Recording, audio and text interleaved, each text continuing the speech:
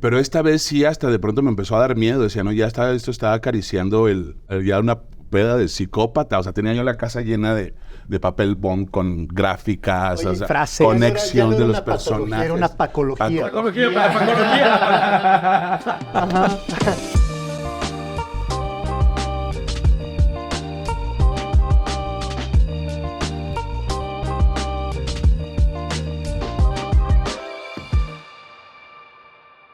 Hola, ¿qué tal? Soy Javier Risco y esto es El Extra y estamos hablando de ¿Quién lo mató?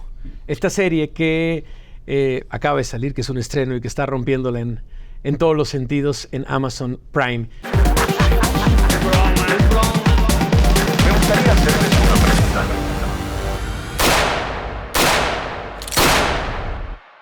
Pues primero me encantaría poder empezar contigo y en la complejidad de lo que significa échate a Paco Stanley en una serie, 6 capítulos. ¿Cómo fue la lectura de guión? ¿Cómo fue el convencimiento? ¿Cómo fue el entrar en este personaje con esta complejidad? Lo he venido descifrando, ¿no? Acomodando en algún lugar en el pensamiento, pero de la primera llamada de Beto, ¿Cómo te lo dijo? me habló por teléfono en un momento muy particular, personal, muy oscuro. O sea, era terminando la pandemia, quebrado, 2 años de desempleo, deudas hasta acá, recién separado. Cuando, ¿sabes? En esos puntos en que la vida dices, ya, o sea, le he dedicado mi vida entera a un quehacer que nomás no veo, o sea, no sucede. Y de pronto, ¡prum!, el teléfono, Beto. Nos conocimos en casa de Marco Polo de Constanz cuando hice Extraño Enemigo. Uh-huh. Y te conocí ahí, sí, a huevo. Y bueno, voy a hacer esto y casi que es condición que seas tú. Obviamente, o sea, ¿cuál convencimiento? No tengo que convencerme nada. O sea, sí, ¿cuándo? ¿Mañana empezamos? Mañana empezamos y me pueden dar un adelanto. Exacto, güey. Me pueden dar un anticipo. Y obviamente me entusiasmé mucho, porque aparte hay un antecedente, hacía como 5 años, cuando empezó esta cosa de las biopics y todo. Sí. Yo sabía que yo iba a ser Paco Stanley. Yo le dije a un director de contenidos de una productora muy importante, oye, güey, te tengo una idea millonaria. Y me dice, ¿qué? Digo, tal. Ah, sí, tú eres Paco, no le decía, huevo. O sea, como que me dio el avión. O sea, le dijiste, antes de que te la gane Amazon, te estoy dando una idea. Te estoy dando una idea millonaria, cara. Ese güey se debe de acordar. Yo soy el pendejo al que le dijeron. Qué bueno. ¿Sabes? Y me tiró de loco. Y dije, bueno. Entonces, cuando llegó esa llamada de Beto 5 años después, dije, sí, o sea, es eso. Yo sabía que iba a suceder. Y entonces pues empecé a trabajar. Ya, manos a la obra, ponte a estudiar y normalmente soy muy obsesivo con el trabajo y en la preparación de mis personajes. Me meto o sea, soy muy riguroso con mi trabajo. Pero esta vez sí, hasta de pronto me empezó a dar miedo. Decía, no, esto estaba acariciando ya una peda de psicópata. O sea, tenía yo la casa llena de papel bond con gráficas, Oye, o sea, frases. conexión Ya no de era los una patología, personajes. era una pacología. Pacología.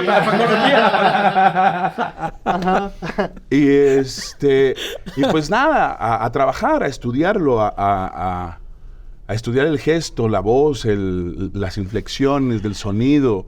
El bullying.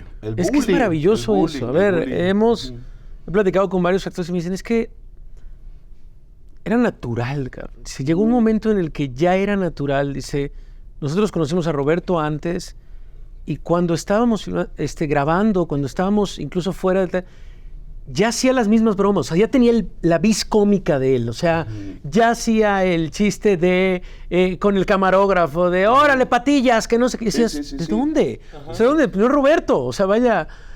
No, y es tremendo lo que decía Echa el otro día en una entrevista, que aparte a la gente le gustaba que fuera él al que maltratara.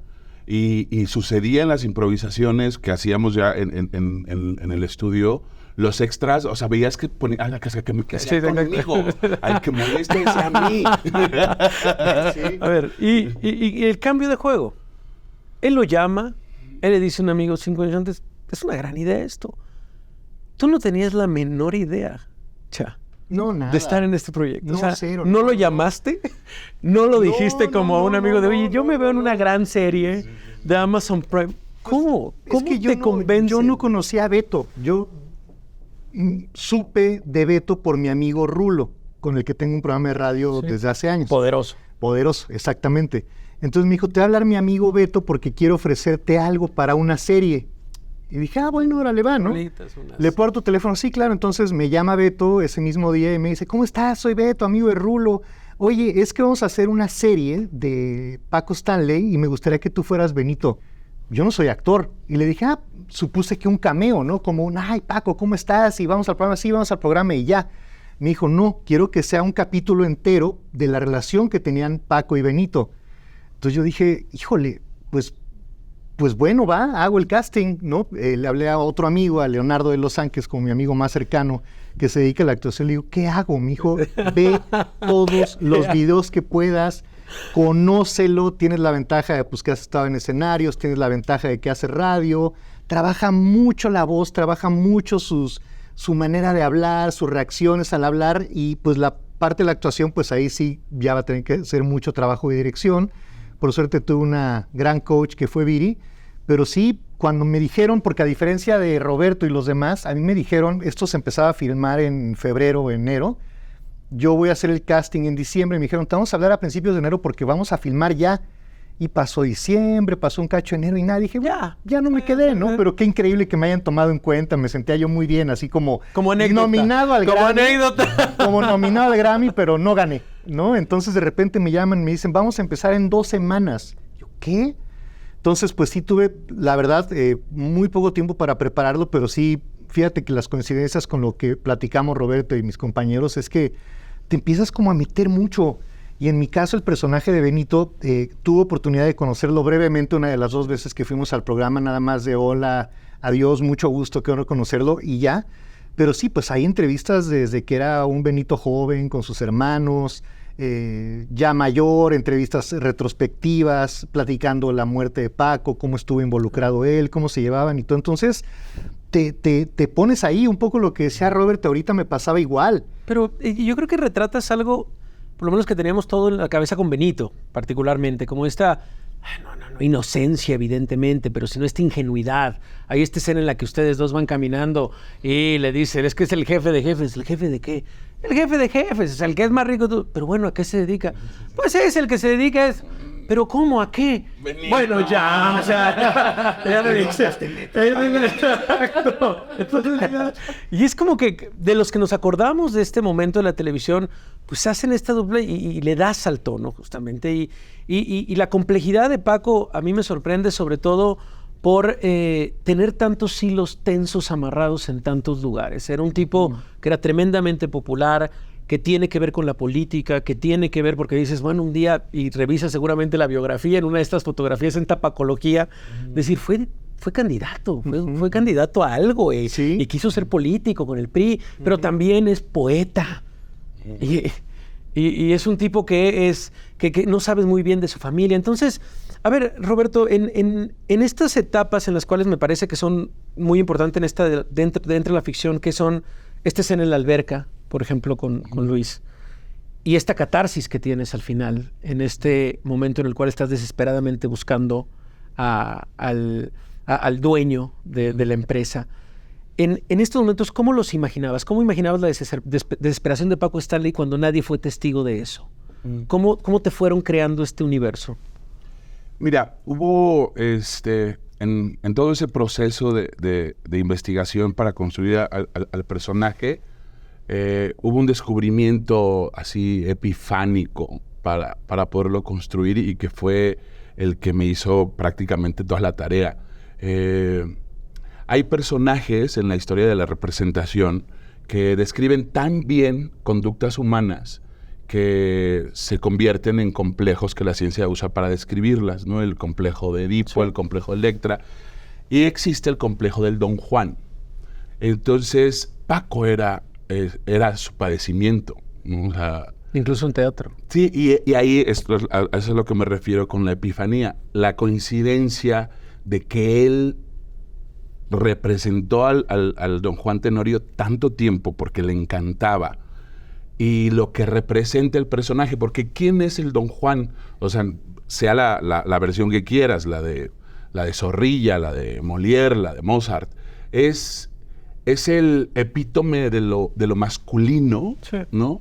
Que hace todo eso, que se permite burlarse de las mujeres, que tiene relaciones con los buenos y los malos, que todos lo quieren, que puede romper todas las reglas y que además se le celebra el hacerlo. Entonces, la estructura dramática del Don Juan tiene unas coincidencias tremendas con la estructura dramática de la vida del personaje, ¿no? Y entonces, ¿cómo lo construí? Como eso, como un Don Juan, ¿no? Como el arco dramático del Don Juan, ¿no? ¿Y quién mató a Don Juan? ¿No? ¿Quién mata a Don Juan al final? Estoy hablando en la versión de Zorrilla, si quieres, ¿no? El capitán Centella, la representación del poder.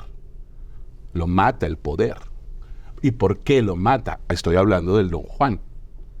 Y eso te ayuda a construir rompecabezas. Claro. Que no sabías tal vez cómo unir, y decir, tengo este personaje. Sí. Entonces, y ahora lo tengo que pasar al 99. Y entonces todos se convierten en algo, ¿no? Todos son porque, por ejemplo, el personaje de Benito, ¿qué relación es la que tenía? ¿Qué representa Benito para él? Es una figura paterna. Sí.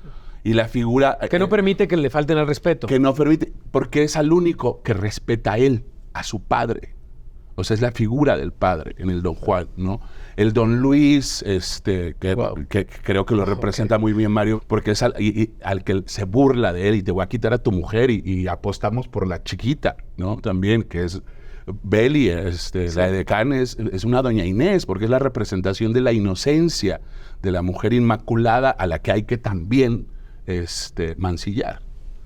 ¿Sabes? No, a ver, y mientras esto lo creas en un personaje, también hay que decir, es cómo interactúan y hacen esta tercia, y a mí me dice Beto, una de las escenas más divertidas que pudimos grabar fue la de Mamut. Dice, los dejé ir, me hice a un lado, me puse, le dije al camarógrafo, haz esto, pero dice, dejamos que fueran ellos ya, cada uno en su personaje. Vamos a ver la escena justamente de lo que pasó en esta escena de Mamut esa noche. La música, no con la música.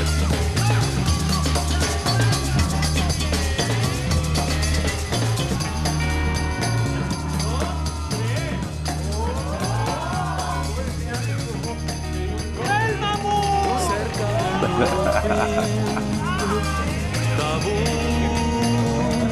Fuego y dolor. La selva se abrió a mis pies y por ti tuve el valor de seguir.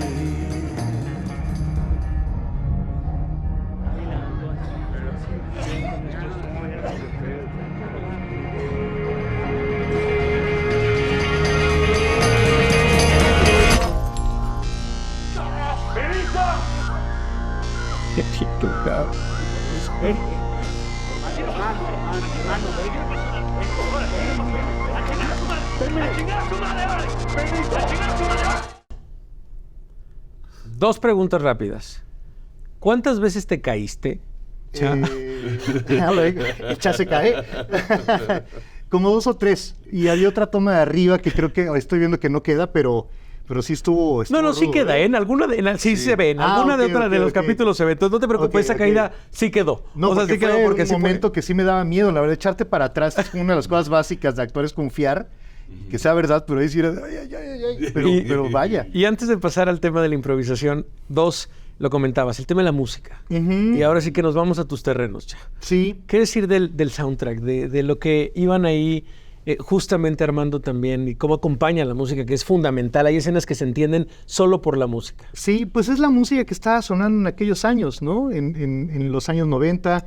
Es una supervisión musical de Camilo Lara, buen amigo y Qué un joya. tipazo y un genio para hacer esto. Y también la música original es de Rodrigo Dávila. Entonces creo que se juntaron dos personas muy, muy buenas en lo que hacen que estos valores de producción de la serie pues suban aún más, ¿no? Lo ves en la ropa, lo ves en los autos, lo ves en los maquillajes.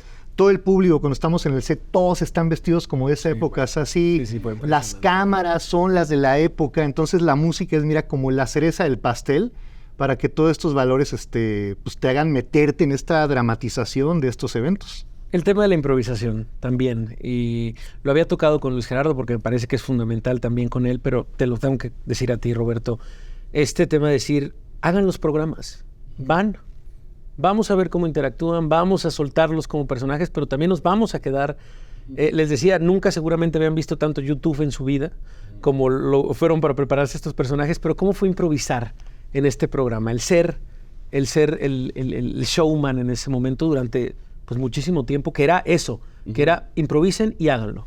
Mira, yo en ese sentido tengo la fortuna en mi trayecto como actor y en mi formación académica y como docente, porque mucho tiempo fui maestro, la improvisación fue básico, ¿no? O sea, hice una especialización en estilos cómicos, comedia del arte, clown, bufón. Entonces, para sostener esos estilos, la improvisación es absolutamente necesaria. Y pues ya con todo lo demás que se construyó en el estudio del personaje, pues ya fue estar ahí y pues vámonos, o sea, aviéntate. Y estuvo increíble porque todos me seguían la corriente. O sea, eso era lo bueno también, que el personaje, él llevaba todo. Sí. Soy el que amalgama, soy el que... y a quién se la mando y todo, y todos me seguían la corriente, Y de pronto Beto llegaba y me decía, ¿no? Un día me dice, oye, ve sobre Belinda con la improvisación. No, llegaba yo con la... Sí, Belinda me dijo como, güey, ya no sabía yo cómo reaccionar, dice. Entonces sí, vaya, sí era algo en set. Y después de conocer esta historia, después de conocer cada una de las versiones, que es algo muy rico, que permite la ficción, pero que permite también, hay que decirlo, no se trata solo de una ficción, sino se trata de un estudio serio hecho por la producción, estudiado por Beto, en el cual vamos a revisar los expedientes de la fiscalía, que a veces pueden ser igual de ridículos que una ficción. Después de conocer todas estas voces, de adentrarte tanto en este personaje, ¿quién te mató? ¿Quién te mató? ¿Quién crees que te mató? ¿El poder? Sí, ¿quién mata a los bufones? ¿Y cuándo los matan a los bufones? La incomodidad se le permite. Que el bufón es el único que puede decir la verdad. Es el único que se puede burlar del rey. Lo único que no puede pretender es ser el rey. Y es ahí cuando lo mata. Tener él el poder, ¿no? El rey Lear, ¿quién mata al bufón del rey? Las hijas lo matan porque se dan cuenta que él ya tiene el poder, porque él ya es el que controla al anciano. Entonces, vamos, yo construyo así a los personajes para darles una estructura dramática que los sostenga. Pero no estoy diciendo... sí era el rey. O sea... Es que es justo eso. Es que ese es el problema, a ver, sí, no... pero no... o sea, parecía. O sea, perdón, nos engañó a todos. Parecía él, ¿sabes? O sea, este tema. Y creo que eso, digo, tú nos lo puedes decir, tal vez no, pero tú fuiste el único que estuvo 2 veces en este programa y que lo conociste. ¿Cómo era él en este momento? O sea, porque muchos tuvieron que ir a YouTube, ver, estudiar, leer... Pero tú estuviste ahí con él. Sí, ¿Cómo fue? Sí. ¿Cómo era estar en este escenario? Pues mira, me tocó estar con él 2 veces en su programa. Ahí estaba como más ocupado, ¿no? Porque pues está en una cosa, está en otra, etcétera, etcétera. También nos tocaba de repente en estos festivales que se hacían en Acapulco, ¿no? Y que íbamos a tocar, pero que iban los conductores y que iba todo el mundo y era un fiestón loco. Y llegabas a algún famoso bar, famosa discoteca de Acapulco y veías, ¿quién está? Ay, pues ahí están las chicas de Garibaldi, ahí están los amigos de Cabá, pero ahí está Paco, ¿no? Entonces querías ir a donde estaba Paco y estaba Paco todo sudado, que estaba bailando y querías ir con él. a pesar de que a los grupos de rock, como que cuando nos llevaban a ciertos programas, te hacían hacer cosas con las que no estabas a gusto ni contento, concursos de cambiar pañales, pero pues era promoción, ¿sabes? Sí. Y cuando ibas con Paco, sabías que te iba a molestar. O sea, la palabra sabías que te iba a bullear y que te iba a chingar, ¿no? Güey. O sea, que te volteabas a ver antes, ¿no? Puedes decir, puta, ¿y ahora qué? Incluso, ¿De dónde incluso me hay un va a video agarrar? muy famoso de YouTube donde nos está molestando a todos de, a ver, esos pantalones son las cortinas de la abuelita. Ay, o sea, y nos tenían muertos de risa. A pesar de este buleo, te daban ganas de ir con Paco, ¿sabes? O sea, a ver qué me dice, a ver qué me hace, ¿no? Y lo mismo en estas fiestas, y Paco estaba rodeado por todos. Era un tipo tremendamente carismático, un tipo con un imán, arrasador, con un magneto Sí. muy importante, y también pensemos pues que estos son hace 30 años, Sí. 25 años, ¿no? Era otro mundo, era otro México. Estas escaletas en donde le decían nada más lo de los anuncios y échate Y ya. 4 horas. Sí, y lo que estaba para los programas de Paco y de los personajes que lo rodeaban, en su momento Benito y luego Mario, pues es que eran ellos. O sea, no había un guión, o sea, no había una cosa de actuar de tu personalidad va a ser esta y tú vas a hacer esto. O sea, como que empezaban y arranca y vámonos a ver qué sale, casi, casi. Y era mucho de sus personalidades. Y era muy orgánico. Y era muy orgánico. Entonces yo siento que eso es lo que hacía que la gente, pues, los quisiera tanto porque eran reales. Sí. Eran de a de veras, ¿no? Y era como el amigo. Todos tenemos un amigo así, ¿no? Que te friega y friega a los demás y hasta te da pena y dices, ay, Sí, güey, sí, ya, sí, por pero Dios, ya pero estás así, Y ¿sabes? no paran. Ajá. ¿Dejaste algo fuera de Paco? Dentro de todo lo que estudiaste, cómo estudiaste este personaje, algo que hayas descubierto, algo que hayas dicho, híjole, me hubiera gustado mostrar esta parte de Paco Stanley que no se alcanza a mostrar. No, estoy muy Bien satisfecho. explorado. Estoy muy satisfecho con el personaje.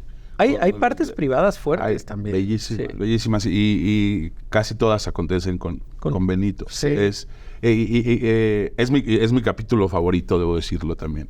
Y justo por eso, porque es... El de mi esposo igual. es, A mi esposo igual le encanta el capítulo. Me dijo, el capítulo de Benito me Está muy bonito. Es que es donde vemos la humanidad del personaje. bueno. Es donde lo vemos con alguien a quien verdaderamente quiere, a quien verdaderamente aprecia y respeta. Si respeta algo, es a él, nada más. O sea, a nadie más respeta. No respeta ninguna ley, no respeta ninguna estructura, ningún orden. Solo respeta a su amigo. Y eso es una belleza. Entonces, ese capítulo por eso es mi favorito, porque vemos todo lo demás, pero hay una figura a que respeta. ¿Cómo fue estar en una producción de este tamaño también? El tema de construir un lago de los sapos ahí, de pronto llegar y fue decir... impresionante, fue impresionante. Ay, sí, Yo ahí no tenía ya nada que ver, pero dijo, oigan, puedo voy a ir, ir, sí. tengo que ir. Es como haber estado en la Guerra de las Galaxias y no haber No haber estado ido. en... sí, güey, en con la Darth muerte. Vader. Con Sí, Darth claro, Vader, güey. claro, sí.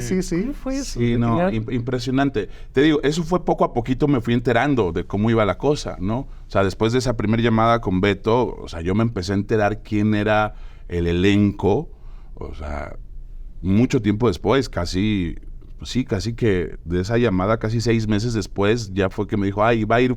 Yo, ¿qué? O sea, ya fue así de, a ver, no, espérame. No, este no, sí, exactamente. Ya me empezó a dar miedo. claro, O sea, ya claro. me empecé a poner muy nervioso porque, si bien he tenido la fortuna de tener oportunidades con personajes muy significativos y con presencia importante en muchas series, esta es la primera vez que estoy en el centro narrativo. Absolutamente. Que soy el protagonista. Amalgama todo. Y en medio de ese elenco fue así de, ay, güey. ¿Qué estoy? Entonces, ¿cuál es la dimensión de Porque lo esto? acabas de decir, todos juegan para ti. Sí. O sea, todos juegan para Y ti. yo estoy al servicio de todos y lo sostengo a todos, ¿no? O sea, es el centro narrativo. Es De lo- el centro narrativo. De lo que más orgulloso está Beto es de la recreación de las imágenes. De decir, el programa, estoy orgulloso porque salió justo como se veía. Ujú. Y así se veía justamente un anuncio de Vive sin drogas. Vamos a ver. Ay, Dios. Bienvenidos, estamos de vuelta en Paco Manía. ¿Con qué vamos, Benito? Va la Paco Mención, señor. Ok. En la Paco Mención de hoy, me gustaría hacerles una pregunta. ¿Platica usted con sus hijos? ¿Sabe qué es lo que hacen en su tiempo libre? Yo sí, señor. ¿Y sabe por qué? Porque me preocupo por su salud y por su bienestar. Muy bien, querido amigo. Eso es muy importante. Hablar con nuestros hijos. Porque cuando están en casa, están seguros. Pero cuando salen de ahí, se enfrentan a cientos de peligros que los acechan. Y sí, estamos hablando de las drogas. Uno de los problemas de salud pública más graves que enfrenta nuestro país. Y eso se puede evitar de una forma muy simple, convirtiéndonos en los mejores amigos de nuestros hijos. Porque a veces lo que ellos necesitan realmente es solamente quien les tienda una mano amiga. Y qué mejor que esa mano amiga esté en casa. Y tú, joven mexicano, recuerda, las drogas matan. Regresamos El Paco serio, de los pocos momentos en los que, oiga, no, esto es en serio. Sí. Esto vamos a hablarlo en serio, esto no es una broma, es una Paco mención. El Paco... Sí, y además es el Paco cínico, porque el Paco serio es el Paco cínico. También cuando se iba a hacer sus poesías, o sea, es el momento en el que puede jugar a puedo ser serio también. No. Es, y se ve exactamente el contraste. Igual. Claro, el contraste. Sí. Y técnicamente se ve igual que lo que veíamos. Así fue algo idéntico. Sí. Yo me sentía en una cápsula del tiempo, tío, cuando llegué al primer set y que estaba Constanza vestida de Gaby Rufo y Paco con la gente, Roberto con la gente y cotorreándoselos a todos y las cámaras y los audífonos y todos los uniformes de toda la gente que trabajaba ahí. La ropa era así de... ¿En qué momento viajé? 30 años atrás. Increíblemente bien hecho. Sí, era eso. Era un portal de una dimensión, cruzar una dimensión de No, bueno, pues... Muy loco. Roberto, es un privilegio, de verdad, poder platicar con ustedes dos. Creo que la sacan del parque. De verdad, es una experiencia ver quién lo mató, ver el nivel de actuación, ver la calidad también con la que se hizo en esta mega producción, en donde está en el equilibrio. Grandes actuaciones y también en un presupuesto en el cual dijeron, vamos a ser exactamente igual como era esa México de 1999. Así que muchas felicidades. Muchas gracias. Gracias, Javier Roberto, por acompañarnos. De verdad, muchas en serio. gracias. Tocayo, gracias, querido Cha. Un placer siempre. De verdad. Muchas gracias. Yo soy Javier Risco, esto fue El Extra. Nos vemos en la próxima.